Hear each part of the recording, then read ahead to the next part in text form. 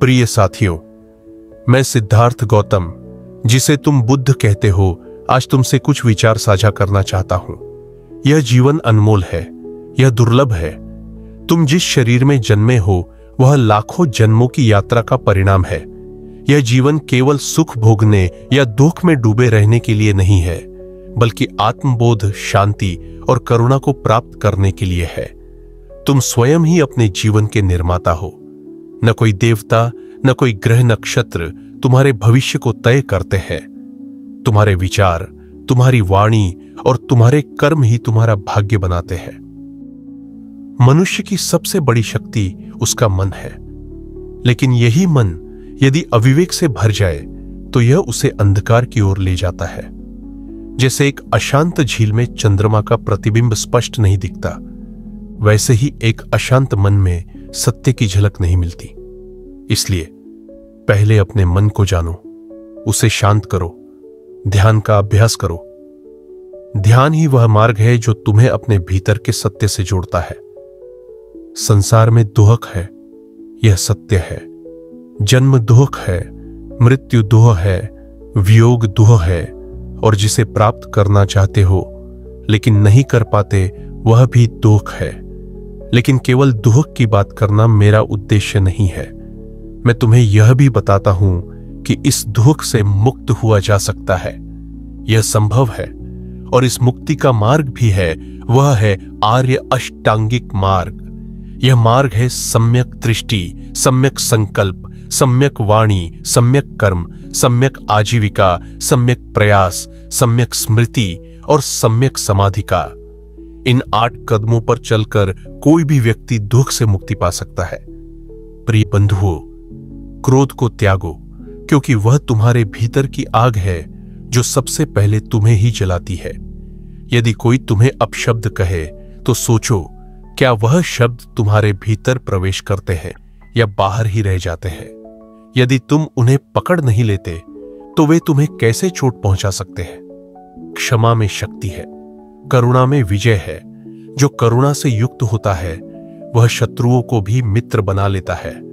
धन, मान और प्रतिष्ठा के पीछे भागने से केवल तृष्णा बढ़ती है, और तृष्णा ही दुख का कारण है। जैसे कोई जलती हुई अग्नि में घी डालता है, वैसे ही इच्छाओं को पूरा करने की कोशिश नई इच्छाओं को जन्म देती है। यदि तुम चाहते हो कि तुम्हारा जीवन शांत हो, तो सबसे पहले अपनी इच्छाओं को पहचानो और फिर धीरे धीरे उन्हें छोड़ दो। संन्यास लेना आवश्यक नहीं, पर मन का वैराग्य आवश्यक है। एक दीपक स्वयं जलता है और दूसरों को रोशनी देता है। तुम भी अपने जीवन में वह दीपक बनो, अपने भीतर की रोशनी खोजो। अब दीपो भव, अर्थात स्वयं ही अपने दीपक बनो। यही मेरा संदेश है। तुम दूसरों से मार्ग पूछ सकते हो, लेकिन चलना तुम्हें स्वयं ही पड़ेगा। कोई और तुम्हारे लिए मोक्ष प्राप्त नहीं कर सकता। तुम्हारी मुक्ति केवल तुम्हारे ही प्रयासों पर निर्भर करती है। धर्म का पालन करो, लेकिन अंधविश्वास में मत डूबो। जो कुछ भी तुम मानते हो उसे पहले तर्क और अनुभव के कसौटी पर परखो। मैं जो कुछ भी कहता हूं उसे भी आंख मूंद कर मत मानो। जैसे कोई सोने को खरीदने से पहले उसे काटता, जलाता और घिसता है, वैसे ही सत्य को भी जांचो, परखो और अनुभव करो। केवल वही सत्य तुम्हारा मार्गदर्शक बन सकता है जो तुम्हारे भीतर से निकला हो। प्रिय साधकों, समय अमूल्य है। यह जीवन कब समाप्त हो जाए कोई नहीं जानता। इसलिए हर पल को जागरूकता के साथ जियो। जैसे एक योद्धा युद्ध भूमि में हर क्षण सजग रहता है, वैसे ही एक साधक को भी हर क्षण सजग रहना चाहिए। नींद में मत जियो, जागो। यही जीवन है, यही अवसर है। अपने माता पिता, गुरु और जीवों के प्रति करुणा रखो। अहिंसा ही सबसे बड़ा धर्म है। किसी प्राणी को कष्ट देना, चाहे वह हिंसा से हो या वाणी से, गलत है। जब तुम दूसरों को उसी प्रकार प्रेम देने लगते हो जैसे स्वयं को देते हो, तभी तुम सच्चे साधक बनते हो। दूसरों को सुधारने से पहले स्वयं को सुधारो। यदि एक व्यक्ति भी स्वयं को पूरी तरह रूपांतरित कर ले तो वह हजारों को प्रभावित कर सकता है। परिवर्तन भीतर से शुरू होता है, बाहर से नहीं। जैसे कमल कीचड़ में खिलता है, वैसे ही तुम्हारा भी उत्थान अज्ञान और भ्रम के बीच से हो सकता है। भय का कोई आधार नहीं होता। जब तुम अज्ञानी होते हो तभी भय होता है। जब तुम जान जाते हो कि न कोई मैं है न मेरा, तब डर समाप्त हो जाता है। आत्मा, शरीर, नाम सब केवल उपाधियां हैं। सत्य यह है कि सब कुछ क्षणभंगुर है। अनिच्छा अर्थात सब कुछ नश्वर है। जो उत्पन्न होता है वह नष्ट होता है। यही जीवन का नियम है। जो इस सच्चाई को समझ लेता है वही मुक्त होता है। ध्यान और प्रज्ञा, ये दो पंख हैं आत्मा के। ध्यान से चित्त निर्मल होता है और प्रज्ञा से अज्ञान मिटता है। जैसे कोई दीपक अंधकार को मिटा देता है, वैसे ही ज्ञान तुम्हारे जीवन के अंधकार को मिटा देता है। अंत में मैं तुमसे यही कहूंगा, जीवन का लक्ष्य केवल सांसें लेना नहीं है। जीवन का उद्देश्य है सत्य को जानना, करुणा में जीना और मुक्त होना। दुखों की जड़ को पहचानो और उसे उखाड़ फेंको। स्वयं का आलोक बनो। जैसे एक चंद्रमा सागर को शांत कर देता है, वैसे ही तुम्हारा शांत मन इस अशांत संसार में भी शांति फैला सकता है। तुम में वह सामर्थ्य है। तुम बुद्ध बन सकते हो। बुद्धत्व कोई विशेषाधिकार नहीं, यह हर मानव के भीतर छिपी संभावना है। जागो, साधना करो और मुक्ति की ओर बढ़ो। प्रिय साधकों, तुमने यह तो जान लिया कि जीवन क्षणभंगुर है, दुख से भरा है और इस दुख से मुक्ति संभव है। पर यह मुक्ति केवल शब्दों से नहीं, उपदेशों से नहीं, बल्कि तुम्हारे आचरण, अभ्यास और निरंतर सजगता से संभव है। आत्मज्ञान कोई वस्तु नहीं जिसे बाहर खोजा जाए, वह तो तुम्हारे भीतर ही है। बस तुमने उस पर धूल जमा दी है, मोह, लोभ, क्रोध और अज्ञान की।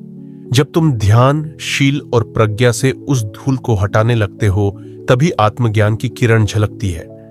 यह समझो कि जीवन एक नदी की तरह है, बहता हुआ, गतिशील, न ठहरने वाला। जैसे कोई व्यक्ति उसी नदी में 2 बार पांव नहीं रख सकता, वैसे ही तुम भी हर क्षण नए हो, हर पल बदल रहे हो। जो इस परिवर्तन को स्वीकार करता है वही शांत होता है। परिवर्तन से लड़ो मत, उसे समझो, उसके साथ बहो, तभी जीवन सरल और समर्पणमय हो जाता है। संसार में 3 चीजें हैं जो तुम्हारे पतन का कारण बनती है: मोह, माया और अहंकार। मोह तुम्हें बांधता है, माया तुम्हें भ्रमित करती है और अहंकार तुम्हें सच्चाई से दूर कर देता है। परंतु इन्हें पहचानना ही आधी विजय है।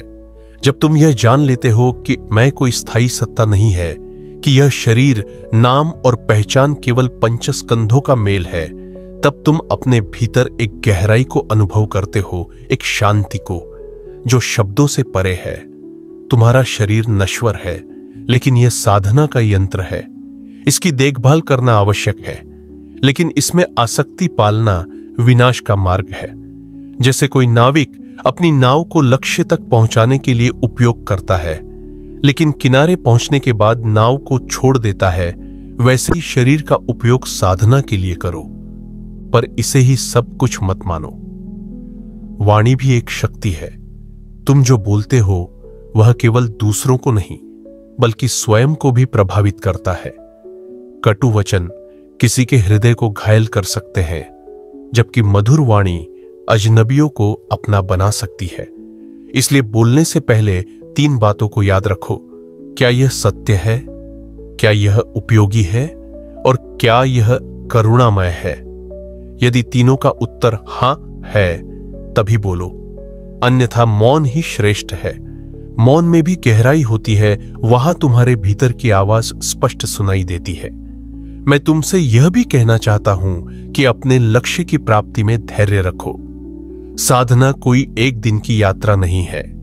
जैसे बीज को वृक्ष बनने में समय लगता है, वैसे ही आत्मा को शुद्ध होने में समय लगता है। बार बार गिरोगे, लेकिन हर बार उठना ही साधना है। गिरना हार नहीं है, न उठना ही हार है। तुम्हारे प्रयास ही तुम्हारी साधना की गवाही देते हैं। प्रत्येक मनुष्य के भीतर असीम संभावनाएं हैं। यदि वह अपने भीतर छिपे बोध को जागृत कर ले तो वह अपने ही जीवन को नहीं, पूरे संसार को बदल सकता है। इसलिए अपनी आत्मा को छोटा मत समझो।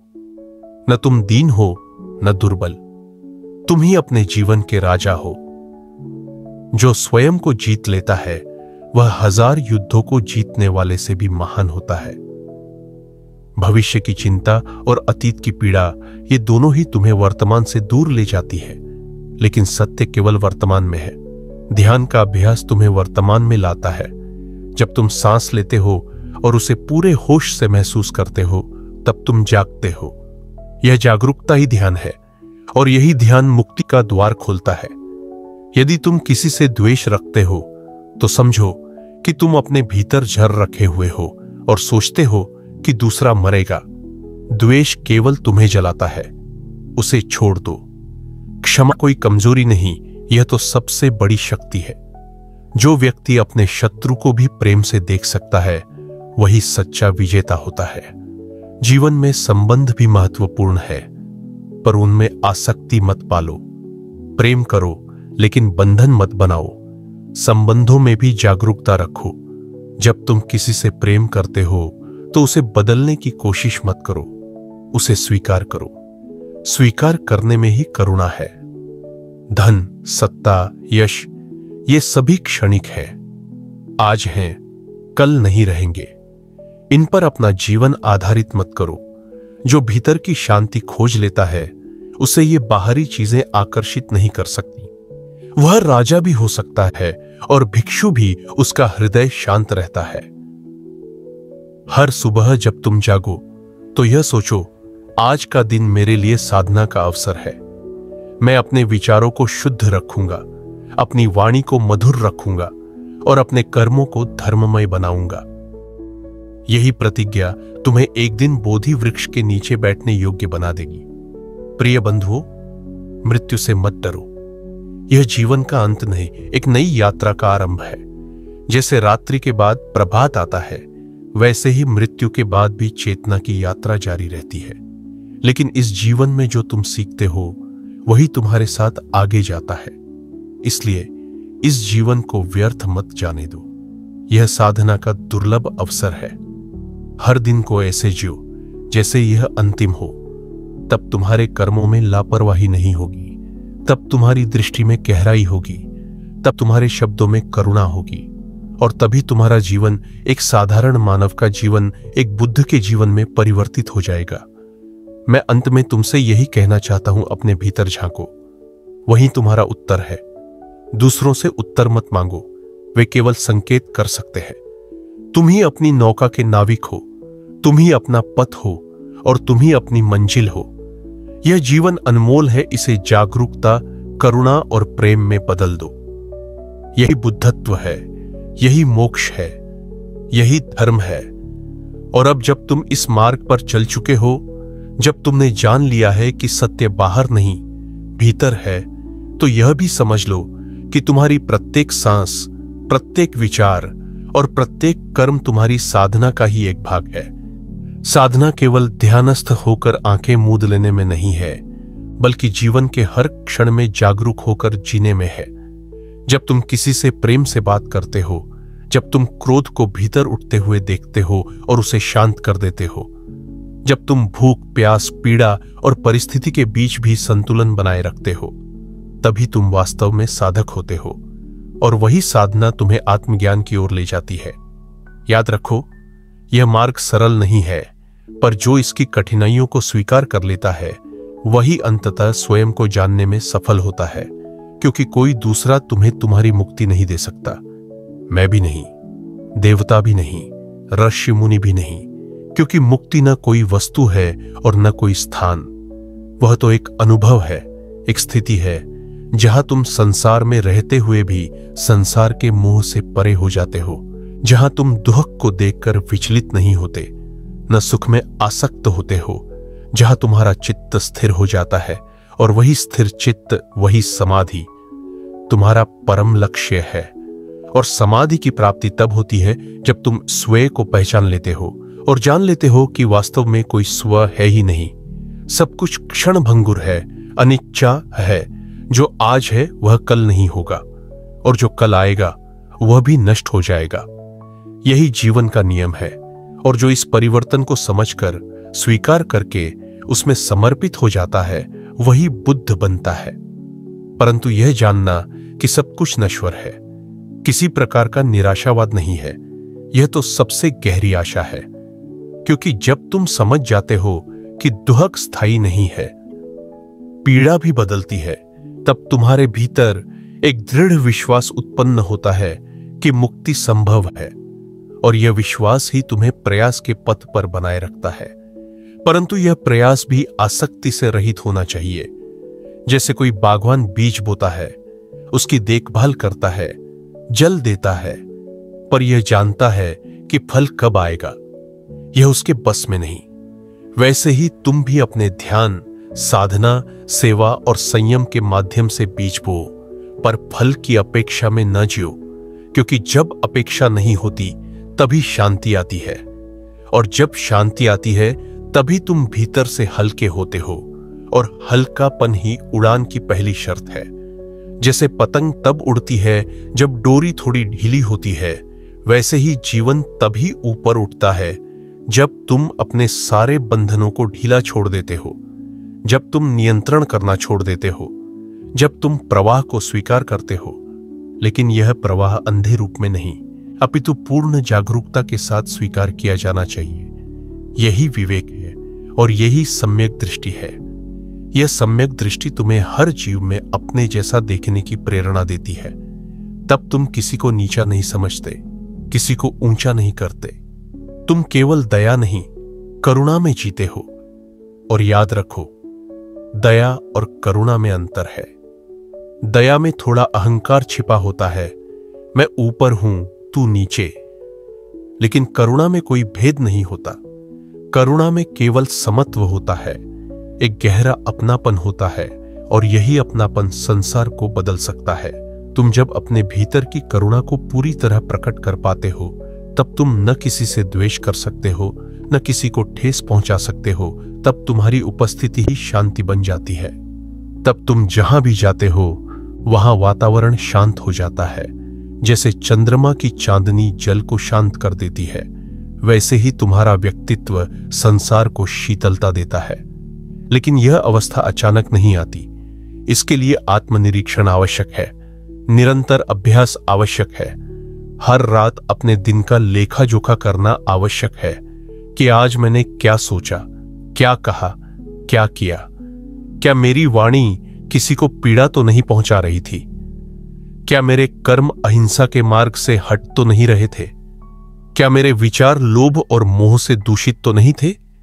यह आत्मचिंतन तुम्हें जागरूक बनाएगा, और यह जागरूकता ही तुम्हारा सबसे बड़ा शस्त्र होगी। जब तुम जाग जाते हो तो अज्ञान स्वयं दूर हो जाता है। जैसे सूरज के निकलते ही अंधकार मिट जाता है, वैसे ही ज्ञान के आने पर भ्रम समाप्त हो जाता है। और यही ज्ञान अंततः तुम्हें यह बोध कराता है कि तुम और ब्रह्मांड अलग नहीं हो, सब कुछ परस्पर जुड़ा हुआ है। और जब यह बोध स्थायी हो जाता है, तब भीतर से ऐसा शून्य उत्पन्न होता है जो खाली होकर भी पूर्ण होता है। यही निर्वाण है। यही वह स्थिति है जहां न कोई इच्छा बचती है, न कोई दुख, न कोई भय, न कोई मोह। वह केवल शांति है, केवल अस्तित्व है, और यही तो तुम्हारा अंतिम लक्ष्य है। इसलिए हे साधकों, आज से ही इस मार्ग पर पूरी निष्ठा, समर्पण और अनुशासन के साथ चलना प्रारंभ करो। दूसरों को दोष देने का मोह छोड़ो, स्वयं के भीतर उतरने का साहस करो। क्योंकि जितनी गहराई से तुम भीतर उतरोगे, उतनी ही ऊंचाई पर तुम पहुंच पाओगे। और इस यात्रा में तुम्हें अकेला चलना होगा। हां, मार्गदर्शक हो सकते हैं, साथ चलने वाले सहयात्री भी मिल सकते हैं, पर अंत में चलना तुम्हें ही है। यह यात्रा तुम्हारी है, यह मोक्ष तुम्हारा है, और यह जीवन तुम्हारा ही अवसर है।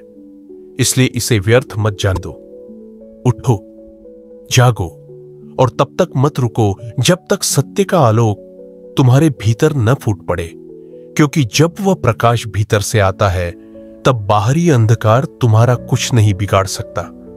और अंततः जब वह क्षण आता है जब तुम जान जाते हो कि तुम ही अपने दीपक हो, तुम ही अपना प्रकाश हो, तब तुम बुद्ध हो जाते हो। और यही मेरी अंतिम वाणी है, अपदीपो भव, स्वयं को प्रकाशित करो। और अब जब तुमने यह स्वीकार कर लिया है कि जीवन केवल सांसों की गणना नहीं बल्कि सजगता की साधना है, तो यह भी जानो कि सजगता कोई क्षणिक प्रयास नहीं, यह जीवन की संपूर्ण दिशा है। जैसे नदी बहते हुए हर मोड़, हर पत्थर, हर घाट को पहचानती है, वैसे ही एक सजग साधक अपने जीवन के हर विचार, हर भावना, हर प्रतिक्रिया को पूर्ण ध्यान से देखता है। और देखना ही पहला परिवर्तन है, क्योंकि जब तुम अपने भीतर उठती वासना को, क्रोध को, ईर्ष्या को केवल देखना शुरू करते हो, बिना उन्हें दबाए, बिना उन्हें निभाए, तब वे धीरे धीरे अपनी शक्ति खोने लगते हैं। और यही ध्यान की शुरुआत है। ध्यान केवल आंखें बंद करना नहीं, बल्कि उस अवस्था में आ जाना जहां तुम अपने चित्त को बिना मूल्यांकन के, बिना प्रतिक्रिया के निष्पक्ष भाव से देख सको, जहां तुम केवल साक्षी बन जाओ। और जब साक्षी भाव स्थायी हो जाता है तब भीतर एक मौन जन्म लेता है, ऐसा मौन जो किसी भाषा में व्यक्त नहीं किया जा सकता, ऐसा मौन जो शब्दों से परे है। और वही मौन असली शांति है। यह शांति बाहर के किसी वातावरण से नहीं आती, यह भीतर की जागरूकता से आती है। और यह जागरूकता जब गहराने लगती है तब तुम्हें समझ आने लगता है कि न कोई तुम्हारा शत्रु है, न कोई मित्र, सब केवल तुम्हारे भीतर की प्रतिक्रियाओं के प्रतिबिंब है। और जब यह बोध पूर्ण हो जाता है तब किसी से शिकायत करने की कोई आवश्यकता नहीं रह जाती। तब तुम पूरी तरह स्वतंत्र हो जाते हो, भीतर से, बाहर से, हर बंधन से। यह स्वतंत्रता ही धर्म है और यही तुम्हारा जन्म सिद्ध अधिकार है। परंतु इस स्वतंत्रता की कीमत है तप, अनुशासन और निरंतर आत्मनिरीक्षण। केवल ग्रंथ पढ़ लेने से, केवल मंत्र जप लेने से या कोई व्रत कर लेने से बुद्धत्व नहीं आता। बुद्धत्व आता है जब तुम हर क्षण अपने भीतर के भ्रमों को जलाने का साहस करते हो, जब तुम अपने भीतर झांककर उन मुखौटों को हटाने लगते हो जो समाज ने, परिवार ने, अहंकार ने तुम्हारे ऊपर चढ़ा दिए हैं। और जब तुम इन सभी परतों को हटाते हो तब तुम अपने वास्तविक स्वरूप के दर्शन करते हो। वह स्वरूप जो न जन्म लेता है न मरता है, जो शुद्ध है, बुद्ध है और पूर्ण है। लेकिन यह पूर्णता कोई उपलब्धि नहीं, यह तुम्हारी मौलिक स्थिति है जिसे तुमने भुला दिया है। जैसे कोई राजा अपने सिंहासन को छोड़कर जंगल में भटक रहा हो और स्वयं को भिखारी समझने लगा हो, वैसे ही तुम्हारी आत्मा भी अज्ञान के जंगल में भटकते हुए स्वयं को सीमित समझने लगी है। पर जैसे ही ज्ञान की रोशनी जलती है, जैसे ही तुम यह जान लेते हो कि मैं यह शरीर नहीं हूं, न ही यह मन, न ही यह नाम, तभी वह राजा पुनः अपने सिंहासन पर लौट आता है। और यह लौटना ही मुक्ति है। पर इस मुक्ति में भी कोई अहंकार नहीं होता, क्योंकि जो वास्तव में मुक्त होता है वह जानता है कि कोई कर्ता था ही नहीं, सब कुछ केवल प्रकृति का खेल था, केवल घटनाएं थीं और वह स्वयं तो केवल एक साक्षी था, एक चेतना जो देख रही थी, जान रही थी बिना किसी हस्तक्षेप के। और यह साक्षी भाव ही वह द्वार है जिससे प्रवेश करके तुम आत्मा से ब्रह्म तक, जीव से शिव तक, देह से दिव्यता तक की यात्रा पूरी कर सकते हो। लेकिन यह यात्रा बाहरी नहीं, यह भीतर की है। और भीतर जाने के लिए किसी मार्गदर्शक की आवश्यकता नहीं, केवल साहस की आवश्यकता है। क्योंकि भीतर जाने का अर्थ है अपनी असुरक्षा से मिलना, अपने भय से आमना सामना करना, अपने अधूरेपन को स्वीकार करना। और जब तुम यह कर लेते हो तब तुम समझते हो कि जो अधूरा था वही पूर्णता का द्वार था, जो टूटा हुआ था वही संपूर्णता की राह थी, और तब न तुम स्वयं से लड़ते हो न संसार से, क्योंकि तब तुम जान जाते हो कि जीवन कोई युद्ध नहीं, जीवन एक लय है, एक संगीत है जिसे केवल मौन होकर ही सुना जा सकता है। और यह मौन तुम्हारे भीतर तब उतरता है जब तुम कर्म करते हुए भी कर्ता नहीं रहते, जब तुम सेवा करते हो पर सेवक नहीं बनते, जब तुम प्रेम करते हो पर प्रेमी नहीं रहते। तब हर कर्म, हर विचार, हर भावना केवल एक प्रवाह बन जाती है और उस प्रवाह में कोई अटकाव नहीं होता, कोई संघर्ष नहीं होता। यही निर्वाण है, यही समाधि है।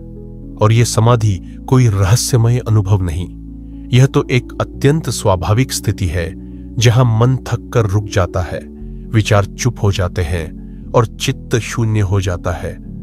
उस शून्य में ही तुम संपूर्ण को अनुभव करते हो, उस खालीपन में ही परिपूर्णता है। इसलिए हे साधकों, अब समय आ गया है कि तुम बाहरी शोर को छोड़कर भीतर की ओर लौटो, क्योंकि बाहर जितना भी खोजोगे वहां केवल भ्रम मिलेगा, लेकिन भीतर जब एक बार उतर गए तो वहां शाश्वत शांति है, जहां कोई जन्म नहीं, कोई मृत्यु नहीं, कोई भय नहीं, कोई चाह नहीं। केवल होना है, केवल उपस्थिति है, केवल सजगता है। और वही सजगता तुम्हें मुक्त करती है, वही तुम्हें पूर्ण बनाती है और वही तुम्हें बुद्ध बनाती है। और अब जब तुम इस आध्यात्मिक यात्रा में और भी गहराई तक प्रवेश कर चुके हो, जब तुम्हारे चित्त में पहली बार यह प्रश्न जागा है कि मैं वास्तव में कौन हूं, तो समझ लो कि यह प्रश्न ही तुम्हें उस दिशा में ले जाने लगा है जहां सारे उत्तर मौन बनकर प्रकट होते हैं। क्योंकि वास्तविक उत्तर कभी शब्दों में नहीं होते, वे अनुभव में होते हैं। और अनुभव तब होता है जब तुम स्वयं से बाहर आकर स्वयं में लौटते हो। और यह लौटना कोई भौतिक गति नहीं, यह एक आंतरिक यात्रा है जो अहंकार के पतन से शुरू होती है, मोह की समाप्ति से पुष्ट होती है और करुणा की स्थापना से पूर्ण होती है। यह वही यात्रा है जिस पर चलकर सिद्धार्थ बुद्ध बने और जिस पर चलकर कोई भी व्यक्ति बुद्ध बन सकता है, क्योंकि बुद्धत्व कोई विशेषाधिकार नहीं है। यह तो हर जागरूक आत्मा की संभावित अवस्था है। यह वह अवस्था है जहां तुम संसार को वैसे देखते हो जैसे वह है, न उसमें अपनी इच्छाओं का प्रतिबिंब जोड़ते हो, न अपने भय का रंग भरते हो। तुम उसे न सजाते हो न बिगाड़ते हो, तुम केवल साक्षी बनकर देखते हो और वही देखना तुम्हें सत्य तक पहुंचाता है। क्योंकि संसार जैसा है वैसा ही वह दिव्य है, पर उसे वैसे देखने के लिए चित्त को शांत करना होता है, मन के पर्दे को हटाना होता है, और यह केवल ध्यान से संभव है। ध्यान का अर्थ यह नहीं कि तुम कुछ विशेष सोचो या विशेष अनुभव करो। ध्यान का अर्थ है हर विचार को आते देखना, हर भावना को उठते देखना, बिना प्रतिक्रिया के, बिना पकड़ने या भगाने के, केवल देखना। और यह देखने की कला ही तुम्हें अज्ञानी से ज्ञानी बनाती है। पर ज्ञानी वह नहीं जो बहुत कुछ जानता है, ज्ञानी वह है जो जानता है कि वह कुछ नहीं जानता। और इस न जानने में जो मौन है वही प्रज्ञा है, वही निर्वाण है। और यह निर्वाण कोई लक्ष्य नहीं जिसे पाना हो, यह तो वही स्थिति है जो तब प्रकट होती है जब तुम कुछ पाने की आकांक्षा छोड़ देते हो, जब तुम चाह से मुक्त हो जाते हो, जब तुम स्वयं से सभी अपेक्षाएं समाप्त कर देते हो। क्योंकि इच्छा ही बंधन है। तुम जितना पाना चाहते हो उतना ही खोते हो, और जितना त्यागते हो उतना ही पूर्ण होते हो। क्योंकि त्याग का अर्थ कुछ खोना नहीं, त्याग का अर्थ है असत्य को हटाना ताकि सत्य प्रकट हो सके। जैसे बादलों के हटते ही आकाश प्रकट हो जाता है। और सत्य की पहचान यह है कि उसमें कोई द्वंद्व नहीं होता, वहां मैं और तुम का भेद नहीं होता, वहां केवल एकता होती है, अद्वैत होता है। और इस अद्वैत में न कोई भय है, न क्रोध, न वासना, न मोह। यह वह स्थिति है जिसे शब्दों में बांधना असंभव है, परंतु अनुभव करना प्रत्येक साधक के लिए संभव है, यदि वह अपनी दृष्टि को बाहर से भीतर की ओर मोड़ सके, यदि वह दूसरों को बदलने की चेष्टा छोड़कर स्वयं को रूपांतरित करने की ओर अग्रसर हो सके, यदि वह यह समझ सके कि संसार को जीतना बड़ी बात नहीं, स्वयं को जीतना ही सबसे बड़ी विजय है। और आत्मविजय तब होती है जब तुम यह पहचान लेते हो कि भीतर जो विचार उठते हैं वे तुम नहीं हो। वे केवल बादलों की तरह आते हैं और चले जाते हैं। तुम तो वह आकाश हो जो सदा स्थिर है, सदा मौन है, सदा निश्चल है। और इस आत्मबोध की अग्नि में जब तुम अपने भीतर के अज्ञान को जलाते हो तो तुम अपने जीवन को केवल सफल नहीं, सार्थक बना देते हो। क्योंकि सार्थकता धन, यश या उपलब्धियों में नहीं है। सार्थकता उस क्षण में है जब तुम पूरी उपस्थिति से जीते हो, जब तुम किसी भी क्षण को टालते नहीं, भागते नहीं, दबाते नहीं, बल्कि पूरे होश से उस क्षण में उपस्थित होते हो। तब तुम जीवन को गहराई से स्पर्श करते हो और तब जीवन भी तुम्हें उसी गहराई से उत्तर देता है। और इस गहराई से उठती है करुणा, न केवल मनुष्यों के लिए बल्कि हर प्राणी, हर वृक्ष, हर पत्थर, हर जल और वायु के लिए। क्योंकि जब तुम अपनी सीमित मैं की भावना को छोड़ते हो तब तुम्हारा हृदय अनंत में विस्तार पा जाता है। तब तुम्हारे भीतर से प्रेम एक ऐसी धारा की तरह बहने लगता है जो बिना कारण, बिना शर्त, बिना अपेक्षा के देता ही चला जाता है। और यही देना तुम्हारा धर्म बन जाता है, यही सेवा, यही साधना। क्योंकि जब तुम प्रेम करते हो तो तुम अपने अस्तित्व की सबसे ऊंची अवस्था में होते हो। और जब वह प्रेम न किसी व्यक्ति से बांधा हो, न किसी संबंध से, बल्कि केवल एक उपस्थिति, एक सुवास की तरह हो जो हर ओर फैलती जाती है, तब वही प्रेम ध्यान बन जाता है, वही प्रेम समाधि बन जाता है। इसलिए हे साधकों, अब समय आ गया है कि तुम भीतर से इतने शुद्ध हो जाओ कि तुम्हारे स्पर्श से पीड़ा भी शांत हो जाए, तुम्हारी मौन उपस्थिति से अशांति भी समर्पण में परिवर्तित हो जाए, और तुम्हारे आचरण से ही लोग धर्म को पहचाने, बुद्धत्व को अनुभव करें। क्योंकि उपदेश देने से धर्म नहीं फैलता। धर्म फैलता है जब कोई एक व्यक्ति भी पूरी सजगता से जीता है और उसकी उपस्थिति ही दूसरों को जगा देती है। तुम वही बनो जो स्वयं दीपक बनकर दूसरों के अंधकार को मिटा दे।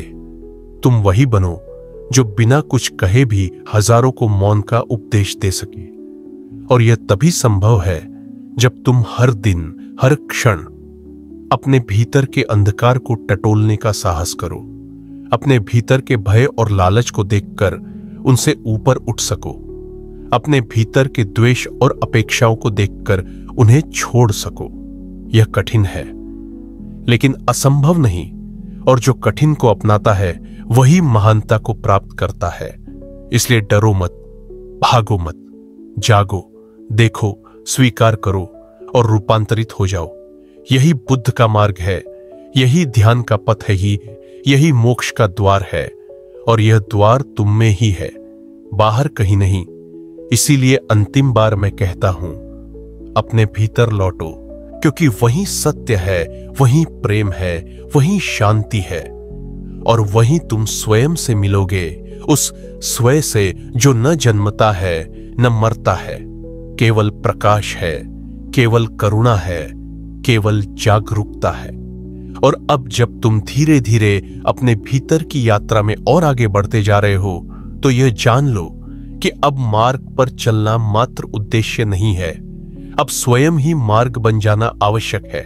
क्योंकि साधना का अर्थ केवल स्वयं के लिए मुक्ति नहीं है, बल्कि उस अग्नि को भीतर जलाना है जिससे तुम न केवल अपने अज्ञान को जलाओ बल्कि औरों के अंधकार को भी प्रकाश में बदल सको। यह कोई आसान मार्ग नहीं है, क्योंकि जैसे जैसे तुम भीतर उतरते हो वैसे वैसे अहंकार की परतें एक एक करके उघड़ती है और हर परत तुम्हें चुनौती देती है। वह कहती है कि तुम वही हो जो तुमने वर्षों से माना है, एक शरीर, एक नाम, एक कहानी। लेकिन जैसे ही तुम उस कहानी को देख पाते हो बिना उससे चिपके, जैसे ही तुम अपने विचारों को केवल बादलों की तरह गुजरते हुए देख पाते हो, वैसे ही तुम उस आकाश को छूने लगते हो जो सदा से तुम में था पर जिसे तुमने कभी अनुभव नहीं किया। यह आकाश, यह मौन, यह शून्यता, यही तुम्हारा वास्तविक स्वरूप है। और इस स्वरूप तक पहुंचने के लिए तुम्हें स्वयं से सारे झूठ हटाने होंगे। हर वह बात जो तुमने बिना सोचे स्वीकार की, हर वह आदत जो तुमने भय या मोह में पाली, और हर वह पहचान जो तुम्हारे भीतर के प्रकाश को ढक रही है, उन्हें छोड़ना होगा। और छोड़ना भी ऐसा नहीं कि तुम संघर्ष से छोड़ो, बल्कि ऐसा कि जैसे कोई वृक्ष पतझड़ में अपने पत्तों को सहजता से गिरा देता है, वैसे ही तुम भीतर की अधूरी, अविकसित, अशांत चीजों को गिरा दो। क्योंकि जो सच्चा है वह कभी नहीं टूटेगा, और जो टूटता है वह कभी तुम्हारा था ही नहीं। यही है मुक्ति की पहली सीढ़ी। तथ्यों से, परिभाषाओं से और असत्य आग्रहों से स्वतः ही विलग हो जाना। लेकिन यहीं पर ध्यान देना आवश्यक है कि यह त्याग भी तुम्हारे भीतर से प्रेम पूर्वक निकले, न कि किसी द्वेष या घृणा से। क्योंकि त्याग यदि पीड़ा से निकला तो वह केवल रिप्रेशन, दमन बन जाता है, और दमन मुक्ति नहीं देता, वह तो नई पीड़ा की जड़ बनता है। इसलिए त्याग भी सहज होना चाहिए, जैसे सूरज अस्त होता है, शांति से, मौन से, सौंदर्य से। और जब यह मौन तुम्हारे जीवन का अंग बन जाता है, जब तुम बातों के बीच भी मौन में रह सकते हो, जब तुम क्रियाओं के बीच भी केंद्रित रह सकते हो, तब तुम्हारे भीतर एक नई शक्ति जन्म लेती है, जो प्रतिक्रिया नहीं करती, जो केवल देखती है, जानती है और प्रेम पूर्वक उत्तर देती है। यह जो प्रेम है, यह वही प्रेम है जिसकी बुद्ध ने बात की। न वह प्रेम जो बंधन बन जाए, न वह प्रेम जो अपेक्षाओं से भरा हो, बल्कि वह प्रेम जो केवल देना जानता है, जो भीतर से इतना भर चुका है कि अब बांटना उसका स्वभाव बन गया है, न कि कोई निर्णय। और इस प्रेम की तरंगों में जब कोई साधक जीता है, तब वह हर जीवन को, हर प्राणी को, हर तत्व को अपने से अलग नहीं देता। वह जानता है कि जो सामने है वह भी उसी चेतना का अंश है जो उसके भीतर है, बस रूप अलग है, आवरण अलग है, पर आत्मा एक ही है। और जब यह अनुभव स्थायी हो जाता है, तो वहां न द्वेष बचता है, न तुलना, न प्रतिस्पर्धा। वहां केवल करुणा बचती है, केवल मौन की उपस्थिति और एक दिव्य सहभागिता, जो किसी भी शब्द या धर्म की सीमा में नहीं बनती। और जब तुम इस अवस्था में जीते हो, तो मृत्यु भी तुम्हें भयभीत नहीं करती, क्योंकि तब तुम यह जान जाते हो कि मृत्यु केवल एक परिवर्तन है, जैसे दिन का रात में बदलना, जैसे फूल का फल में बदल जाना। और जब यह समझ तुम्हारे भीतर गहराई से बैठ जाती है, तब तुम हर क्षण को अंतिम समझकर जीते हो। तब तुम किसी से अपशब्द नहीं कहते, क्योंकि वह तुम्हारा अंतिम शब्द हो सकता है। तब तुम किसी पर क्रोधित नहीं होते, क्योंकि यह मिलन अंतिम हो सकता है। और तब तुम्हारे कर्मों में इतनी सजगता आ जाती है कि वे स्वयं ही तपस्या बन जाते हैं। यह सजगता ही असली धर्म है। कोई बाहरी अनुष्ठान नहीं, कोई दिखावा नहीं, कोई पहचान नहीं, सिर्फ मौन, सिर्फ जागरूकता और सिर्फ करुणा। और यही वह क्षण है जहां साधक उपासक नहीं रह जाता, वह स्वयं ही साधना बन जाता है, वह स्वयं ही ध्यानी हो जाता है। और वह जहां भी हो वहां शांति की सुगंध फैलने लगती है, क्योंकि उसकी उपस्थिति अब कोई साधारण मनुष्य की नहीं, बल्कि उस दिव्यता की हो जाती है जो भीतर से फूट पड़ी है। लेकिन इस अवस्था तक पहुंचने के लिए तुम्हें बार बार स्वयं को देखना होगा, बार बार गिरना होगा, बार बार उठना होगा, और हर बार स्वयं को क्षमा करते हुए फिर से चल पड़ना होगा, क्योंकि यही धर्म का मार्ग है। गिरते हुए भी भीतर मुस्कुराते रहना, टूटते हुए भी प्रेम में डूबे रहना, और खोते हुए भी स्वयं को पाते जाना। और जब तुम इस साधना को जीवन का अंग बना लेते हो, न केवल ध्यान में बैठे समय, बल्कि खाते हुए, चलते हुए, बोलते हुए, यहां तक कि श्वास लेते हुए भी जब तुम जागरूक हो जाते हो, तब तुम धीरे धीरे मैं से मुक्त हो जाते हो। और यही वह बिंदु है जहां अंततः बुद्धत्व खिलता है। जैसे कमल की पंखुड़ियां धीरे धीरे खुलती है, वैसे ही तुम्हारा चित्त खुलता है, और उस चित्त के भीतर से जो प्रकाश निकलता है वह न केवल तुम्हें बल्कि पूरे जगत को आलोकित करता है, क्योंकि जो स्वयं प्रकाशित हो जाता है वही औरों के लिए दीप बनता है। यही कारण है कि मैंने कहा था, अप दीपो भव, स्वयं अपने दीपक बनो, क्योंकि जब तक तुम दूसरों की रोशनी से जीवन देखोगे तब तक परछाइयां बनी रहेंगी, लेकिन जब तुम स्वयं जलने का साहस करोगे तो हर अंधकार स्वतः ही मिट जाएगा।